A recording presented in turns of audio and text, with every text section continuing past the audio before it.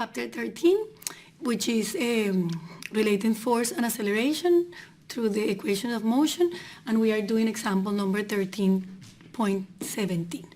So we have here a skateboarder that he started at 0, dt equals 0, so he started at the beginning of this slope, right? And they want to know the normal force when theta is equals to 60 degrees. And that's maybe for the designing of this track, right? So what do we do? How do we attack this problem? We see that this is a circular path, so we could imagine that we have a tangent and a normal component. So anytime that we have a circular motion, we can solve the problem with normal and tangent components. So we will do our free body diagram of our skateboarder, and I can actually consider him a particle, right? So we consider, we will neglect his size, and we consider him a particle. And then what forces do we have in the free body diagram? We have a weight, and we have the normal force. The normal force is always perpendicular, so it will be this normal force. So if you see here, if we put our angles, this angle right here is theta, and therefore this angle here is theta, and this angle here will be theta, right? And then we do our kinetic diagram, and we have our mass time acceleration. So here, this is the tangent, and this is my normal axis, right? So here I have my mass times my tangent acceleration, and here I have my mass times my normal acceleration. And it's the same angles, right? So right now I apply my equations of the motion, which is no more than free body diagram equals to my kinetic diagram. What I'm doing is force equals mass times acceleration in a vectorial form. So I add forces in my axis. If I have forces in the tangent direction, what do I have? The normal force don't have any component, but my weight does, right? So it will be cosine of the angle. So it will be weight cosine of theta, and that's it, equals to my mass times acceleration, tangent acceleration, which is the derivative of the velocity. And then I have my normal forces. And what do I have in the normal force? I do have the normal minus the component of the weight will be the sine of theta. And then I have, in the normal component, I have mass, velocity squared over radius of curvature. Okay, so they want me to find the normal force. And as I see how many unknowns do I have, I know the weight, so my normal force will be equals to my mass, velocity squared, radius of curvature. So let me already see how many unknowns do I have. I have the mass, which is 60 grams. I do not have the velocity, and I have the radius of curvature over 4. The weight is mass times, remember that the weight is mass times gravity. So I have my mass, which is 60 times gravity times sine of theta. And sine of theta actually is 60, because I do have the angles, but still I don't have the velocity. So what do I do to find the velocity? I go back to the first equation that I have here. So because I have the derivative of the velocity, so I could use this equation. So I have here mass times gravity cosine of theta is equals to mass times the derivative of the velocity respect to time, right? Which is my acceleration.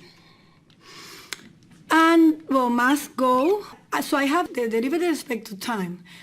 But nobody's talking here about time, but I do have the path, because it's a circular path, right? So since I have here the theta, I could actually use my chain rule and say the velocity respect to s, and s respect to time. And you remember that is equals to the velocity. So this is the velocity velocity respect to s. So that formula, you also have it in your formula sheet. Remember, that is the acceleration equals to the derivative of the velocity respect to s. And now I could say that g cosine of theta ds is equals to d dv, right? But since I start to the end, the theta is variable, right?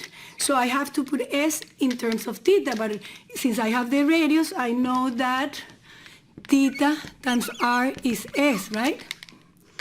So I know that the theta r is equals to ds. So here I can write actually g cosine of theta r, the theta is equals velocity divided by velocity. And I will integrate both sides of the equation, and I need to put the limits of integration regarding the variable that I'm integrating. So theta varies from 0 to 60, but as you know, I have to integrate in radians, right? So I will put from 0 to third, and I will from velocity 0 to velocity. So he starts from rest,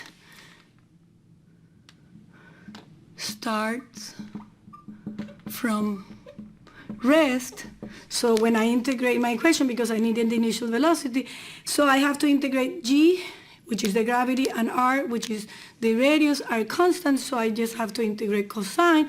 As you know, the integral of cosine is sine of theta multiplied by g and r, and that's 0 and 3, which is 60. And this is velocity squared, right, over 2, velocity 0, velocity 5.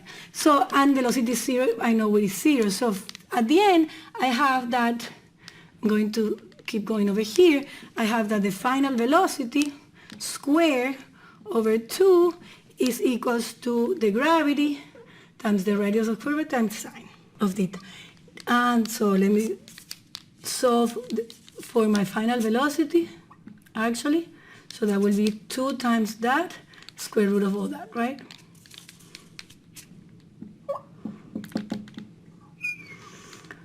And that gives me my final velocity. Let me evaluate those values. So that's, of course, I have to evaluate between sine of 60 and 0, but actually, you know that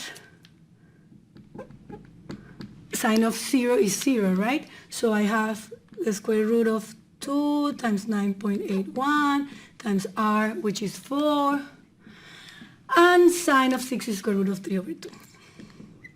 So at the end, I have this value already calculated, and my value is equals to 8.24.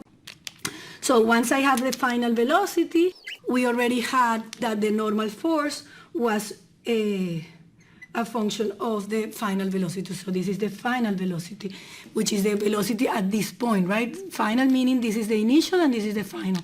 So I just evaluate that value over here, and then the normal force, which I already calculated it. Please plug in this value over here, multiply by all these numbers, and I can give you the normal force is 1,529.2.